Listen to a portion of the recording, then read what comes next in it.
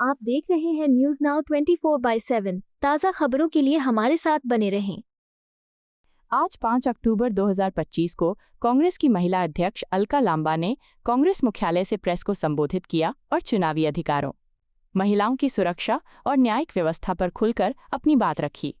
अलका लांबा ने खुलासा किया कि बिहार में लगभग 23 लाख महिलाओं के वोट विधानसभा चुनाव की सूची से काट दिए गए। उन्होंने बताया कि कुल 3.5 करोड़ महिला मतदाता हैं, जिनमें से 23 लाख को वोट से वंचित किया गया। ये लोकतांत्रिक अधिकारों की जबरदस्त चोरी है। उन्होंने आरोप लगाया कि ये घोटाला सीधे चुनाव आयोग, प्रधानमंत्री और गृह मंत्री के इशारे पर हुआ है। कांग्रेस ने पूरे देश में वोट चोरी के खिलाफ हस्ताक्षर अभियान चलाया है, जिसका लक्ष्य 15 अक्टूबर तक 5 करोड़ हस्ताक्षर इकट्ठा करना है। इस अभियान के तहत कांग्रेस की 5 मुख्य मांगें हैं। मशीन रीडेबल वोटर लिस्ट सार्वजनिक करना, जिन अधिकारियों और एजेंट्स ने वोटर दमन किया उनके खिलाफ कानूनी कार्रवाई। अलका लांबा ने कहा कि सबसे ज्यादा दलित और मुस्लिम महिलाओं के वोट काटे गए, जिससे स्पष्ट है कि एक विशेष समुदाय को निशाना बनाया गया है। उन्होंने पूछा, क्या इन 23 लाख महिलाओं के वोट ही छीने जा रहे हैं या उनके अन्य सामाजिक आर्थिक अधिकार भी? केंद्र सरकार की महिलाओं के प्रति नीतियों की आलोचना की, कहा कि बड़ी बड़ी योजनाओं का फायदा जमीन पर नहीं दिखता। अलका लांबा ने जौनपुर मामले का जिक्र किया और कहा, उत्तर प्रदेश के जौनपुर में प्रेग्नेंट मुस्लिम महिला को अस्पताल में इलाज से मना किया गया, जिसे उन्होंने देश की एकता और इंसानियत के खिलाफ बताया। उन्होंने कहा, कानूनी लड़ाई जारी है। सुप्रीम कोर्ट में इस मामले की सुनवाई भी चल रही है। कांग्रेस ने निष्पक्ष चुनाव और सभी प्रभावित महिलाओं के वोट बहाल करने की मांग की। उन्होंने कहा, महाराष्ट्र और कर्नाटक की विधानसभा में भी इसी तरह वोटर लिस्ट में गड़बड़ियां उजागर हुईं। अलका लांबा ने चेतावनी दी कि लोकतंत्र और वोटर अधिकारों की लड़ाई तेज होगी और सरकार को जवाब देना होगा। प्रेस वार्ता में राहुल गांधी के नेतृत्व का उल्लेख किया गया। कांग्रेस हमेशा राष्ट्रीय संकट में जनता के साथ रही है और सरकार की जवाबदेही सुनिश्चित करेगी। मैं एक बहुत बड़ा मुद्दा दोबारा से उठा रही हूँ, जो मुद्दा श्री राहुल गांधी जी लगातार उठा रहे हैं। वोटर अधिकार यात्रा 15 दिन तक बिहार के 25 से अधिक जिलों में गई। एसआईआर के नाम पर बिहार और भारत में जो फर्जीवाड़ा हो रहा है, वो फर्जीवाड़ा मुख्य चुनाव आयोग, केंद्र सरकार के प्रधानमंत्री और गृह मंत्री जी के इशारों पर जो कर रहे हैं, आज फिर हमारे सामने जानकारी आई है। 3 बड़ी न्यूज एजेंसी ने आर्टिकल्स छापे हैं, द ट्रिब्यून, द वायर और द हिंदू में।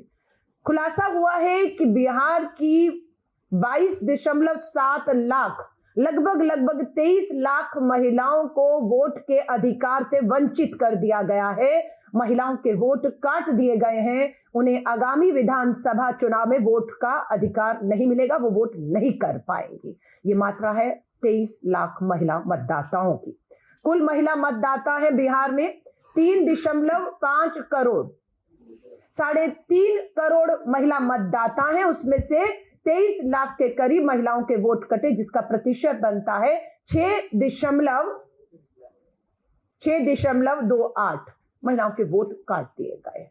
हम इस फैसले को संविधान के खिलाफ फैसला मांग रहे हैं। कैसे है ये फैसला संविधान के खिलाफ? बाबा साहब अंबेडकर ने हम महिलाओं को वोट का अधिकार दिया। भाजपा आरएसएस ने उसी संविधान पर, वोट के अधिकार पर हमला करते हुए 22-23 लाख महिलाओं को बिहार में वोट से वंचित कर दिया। और ये सबसे बड़ा खुलासा इन्हीं अखबारों के जब आप पढ़ेंगे आर्टिकल, तो आपको पता लगेगा बिहार में 243 विधानसभाएं सीटें हैं, लेकिन पूरी 243 सीटों पर ये वोट नहीं कटा है। मात्र 6 जिलों में ये कार्रवाई हुई है। और इन 6 जिलों में आप देखेंगे, गोपालगंज विधानसभा में 1.5 लाख, एक ही विधानसभा में 1.5 लाख वोट काट दिया जाता है महिलाओं का। उसके बाद सीट आती है सारण विधानसभा में वोट कटता है 2,24,000, एक ही विधानसभा में 2,24,000 वोट कटता है। बेगूसराय में 1,15,000 वोट कटा। समस्तीपुर विधानसभा में 2,18,000 वोट कटता है। भोजपुर विधानसभा में 1,41,000 वोट कटता है और पूर्णिया में 1,90,000 महिलाओं के वोट काटे एक विधानसभा में। भागलपुर, पटना, मधुबनी, पूर्वी चंपारण, ये वो विधानसभाएं हैं 6 जिलों की जहां पर लाखों में महिलाओं के वोट एक विधानसभा में काट दिए गए हैं। और आपको मालूम है, अगर मात्र मैं 6 जिले लूं पूरे बिहार में से, एक मात्र 6 जिले जहां पर यह कार्रवाई हुई है, तो आप हैरान होंगे। इन 6 जिलों में 60 के करीब लगभग सीटें हैं, 59। उन 60 सीटों पर ही यह सबसे अधिक वोट कटा है। और आप अगर 2020 का चुनाव देखेंगे बिहार विधानसभा का, तो आप पाएंगे कि 2020 विधानसभाओं में इन 60 सीटों पर 25 सीटें इंडिया गठबंधन ने जीती थी और 34 सीटें एनडीए ने जीती थी। करीबी का मुकाबला रहा वहां पर हमारा, और यहीं पर फैसला जीत हार का हुआ था।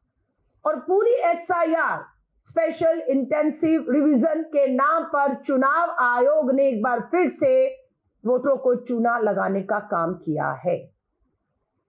हम एसआईआर के खिलाफ थे, हम एसआईआर के खिलाफ हैं, और हम एसआईआर के खिलाफ बिहार से भारत में आवाज बुलंद करते आए हैं और करते रहेंगे। चुनावों की घोषणा होने वाली इस समय, जब मैं आपसे 5 तारीख है अभी बात कर रही हूं अक्टूबर में, मुख्य चुनाव आयुक्त इस समय पटना बिहार में बैठे 1-2 दिन में चुनावों की घोषणा, तारीखों की घोषणा करने जा रहे हैं। हम लोगों ने पूरे देश में अखिल भारतीय कांग्रेस कमेटी ने वोट चोरी हस्ताक्षर अभियान चलाया है 15 सितंबर को, जो 15 अक्टूबर तक चलने वाला है। ये 15 अक्टूबर तक हमारा पूरा लक्ष्य है कि देश के लगभग कम से कम 5 करोड़ मतदाताओं के हस्ताक्षर एकत्रित करने हैं, 5 बड़ी मांगों के साथ, जिसमें हम दोबारा मांग करते हैं कि जो 22-23 लाख महिलाओं के वोट काटे हैं और 15 लाख के करीब पुरुषों के वोट काटे, यानी महिलाओं के 22-23 लाख कट जाते हैं और पुरुषों के, आप देखिए खाई कैसे पैदा कर दी। आप गैप देखिए कि किस तरीके से इन्होंने महिलाओं को टारगेट किया है। कौन सी महिलाएं, ये जानना बेहद जरूरी है। ये कौन सी महिलाएं हैं जिनके वोट काटे हैं? क्या उन्हें पता है उनका वोट कट क्या है? हमारा पहली मांग अगर आप देखेंगे, वोटर अधिकार, वो हमारे वोटों की चोरी रोके, इसके अभियान में पहला है मशीन रीडेबल मतदाता सूची को फोटो सहित सार्वजनिक जांच के लिए उपलब्ध कराया जाए। ये हमारी मांग है चुनाव आयोग से। आज चुनाव आयोग बिहार बैठे हैं, हम दोबारा कहते हैं कि हमें तुरंत बिना समय गवाए चुनावों की तारीख घोषणा होने से पहले हमें मशीन रीडेबल मतदाता सूची फोटो सहित साझा करवाई जाए। अगर चुनाव आयोग ये करने से चूकता है तो साफ सी बात है, चुनाव आयोग देश के प्रधानमंत्री नरेंद्र मोदी जी और गृह मंत्री अमित शाह जी के इशारों पर ये पूरा खेल, पूरे चुनावों के परिणामों को प्रभावित करने के लिए बिना खौफ और डर कि इनका कोई कुछ बिगाड़ नहीं सकता, इसलिए ऊपर से जो इशारा आ रहा है वो उसका ही पालन कर रहे हैं। संवैधानिक पद को मुख्य चुनाव आयोग ने दांव पर लगा दिया है। कह रही है हमने स्ट्रैटेजी हम बना रहे हैं, स्ट्रैटेजी नहीं है, ये एक साजिश है, सोची समझी साजिश है। जीत हार एक वोट से होती है, आपको भी मालूम है, और यहां पर एक विधानसभा में लाखों वोट काटे गए। हम ये पूछना चाहते हैं कि पिछला लोकसभा चुनाव इन्हीं विधानसभाओं में लोकसभा के लिए पड़ा है, क्या वो वोट भी फर्जी था? जैसे मैंने आपको बताया, मैं एक सीट लेती हूं सारण विधानसभा में 2,24,000 महिला मतदाताओं के वोट कटे, लेकिन इन महिलाओं ने पिछले लोकसभा में वोट किया और आपकी सरकार बनी है वहां पर। तो ये वोट फर्जी से आपके सांसद बने, आपकी सरकार बनी है, तो इस मुताबिक तो वहां के लोकसभा के चुनावों को भी रद्द करते हुए इस नई सूची के मुताबिक फिर तो लोकसभा का भी चुनाव इसी विधानसभा के तहत दोबारा करा देना चाहिए आपको। लेकिन लोकसभा का चुनाव इस मतदाता सूची जो 20 में थी ठीक था, लेकिन आते आते 25 विधानसभा, ये लाखों वोट, 1-1 लाख एक विधानसभा पर फर्जी है और आप उसको काट रहे हैं। तो हमारी मांग है कि ये जो खेल चल रहा है, ये हम लोकतंत्र को भी एक एक मतदाता की एक एक लड़ाई को मजबूती से लड़ेंगे। हमने इसमें दोबारा मांग की है 5 मांगों में व्यवस्थित रूप से मतदाता दमन में शामिल अधिकारियों एजेंट्स पर कानूनी कार्रवाई हुई। ये नाम काटना जोड़ना ये एक साजिश है और इस साजिश का खुलासा आज नहीं तो कल भारतीय राष्ट्रीय कांग्रेस कर रहेगी और इन्हें छोड़ेगी नहीं जो बिहार में ये खेल कर रहे हैं। दोबारा सुनिएगा, हमारी इसमें चौथी मांग क्या है। अंतिम समय पर नाम जोड़ने नाम हटाने की प्रक्रिया को रोका जाना चाहिए था, हमारी मांग। लेकिन अंतिम समय तक नाम जोड़े और नाम हटाने की एक साजिश चल रही है और ये अभी भी जारी है। यानी कि ये साफ हो चुका है कि केंद्र की भाजपा की डबल इंजन की सरकार बिहार में फेल हो रही है और वो महिलाओं को, लालचीनी महिलाओं के जिनके संवैधानिक अधिकार को छीन रही है, उन्हें कहती हैं जिन्हें 20 सालों तक कोरोना की महामारी आई, तालेबंदी हुई, नोटबंदी हुई, ये महिलाएं बेरोजगार थी, आर्थिक मदद नहीं, इलाज नहीं, राशन नहीं, बच्चों की पढ़ाई नहीं थी, तब आर्थिक मदद नहीं की। लेकिन आज चुनाव से 10 दिन पहले 10-10 हजार रुपया इनके खातों में डाला जा रहा है रोजगार के नाम पर। ये रोजगार के नाम पर मदद नहीं, कर्ज दिया जा रहा है। ये कर्ज है।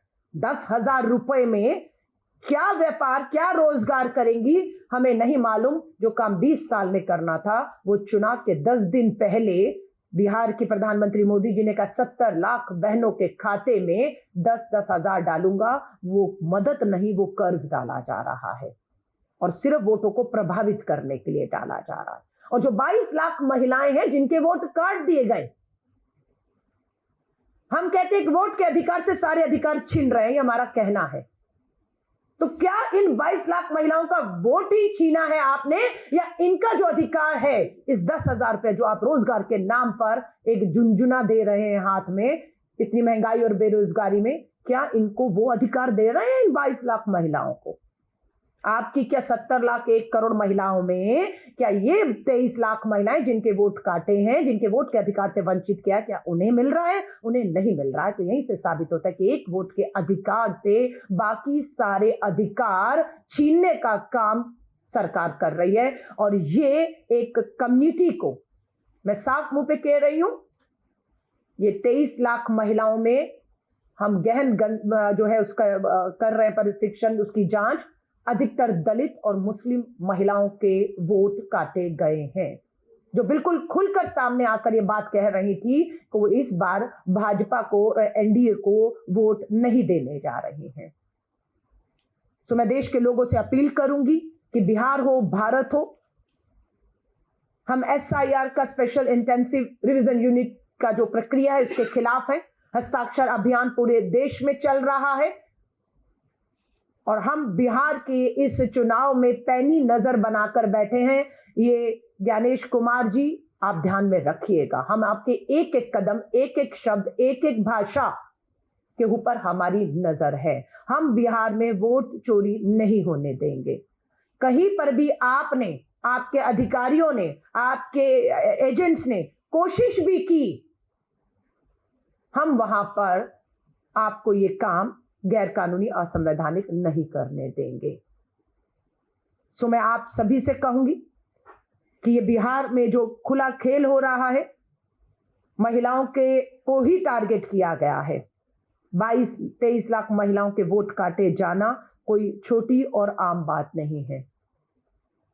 बिहार में 47% महिला मतदाता हैं और वोट में 52% पुरुषों से आगे निकलकर 52% महिला मतदाता वोट करती हैं।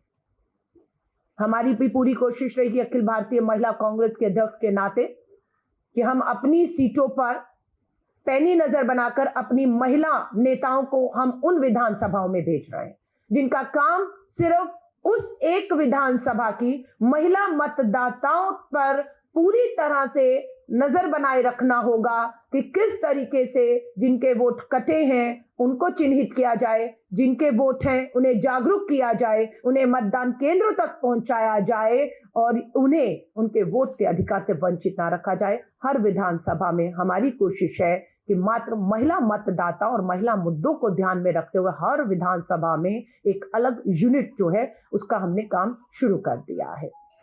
और जैसे जैसे हमारे पास ये सामने चीजें आएंगी हम आपके पास लाकर रखेंगे। पर मैं फिर केंद्र की भाजपा सरकार को, देश के प्रधानमंत्री नरेंद्र मोदी जी आपको और अमित शाह जी आपको कहूंगी, ये खेल बंद कर दीजिए, क्योंकि आप पूरी तरह बेनकाब हो चुके हैं।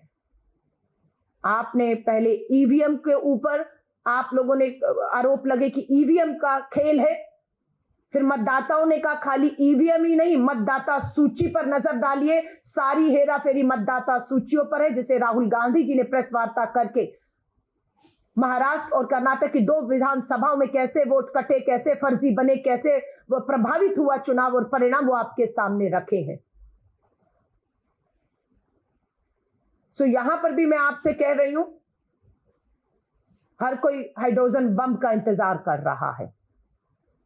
मुझे पूरी उम्मीद है कि आप केंद्र की सरकार, ईवीएम मशीन, मतदाता सूची, अब तो सबने मान लिया कि पूरा चुनाव आयोग गणेश कुमार उनकी टीम पूरी इस लोकतंत्र के बर्बादी के लिए, उसके एक वोट के अधिकार को से वंचित रखने के लिए इस अपराध में शामिल है और दोषी भी हैं। ये समय के साथ साबित होगा।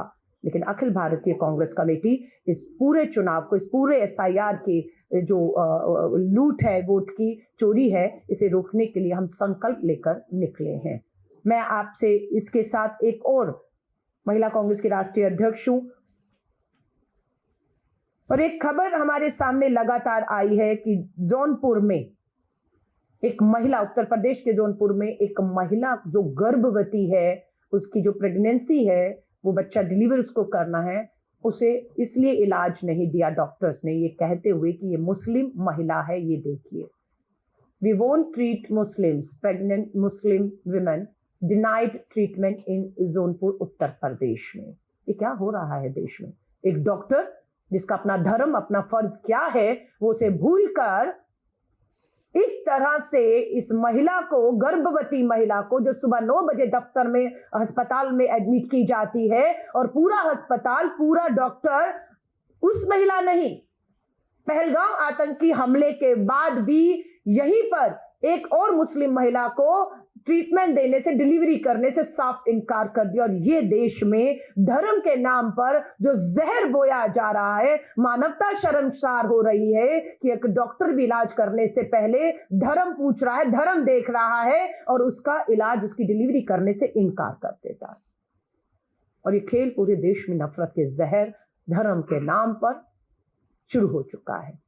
मैं देश से अपील करूंगी, खासतौर से जो प्रोफेशन में है, चाहे वो वकील हैं, चाहे डॉक्टर हैं, आपने शपथ ली है और आप अपने आपका जो प्रोफेशन है, आपकी जो सेवाएं हैं, वही आपका धर्म है। लेकिन ये धर्म देखकर इलाज और इस तरीके से लोगों के साथ अमानवीय व्यवहार हो रहा है, ये बिल्कुल चिंताजनक है। भारतीय राष्ट्रीय कांग्रेस इसका पुरजोर विरोध करती है, इसकी निंदा करती है और इसके खिलाफ हम खड़े हैं।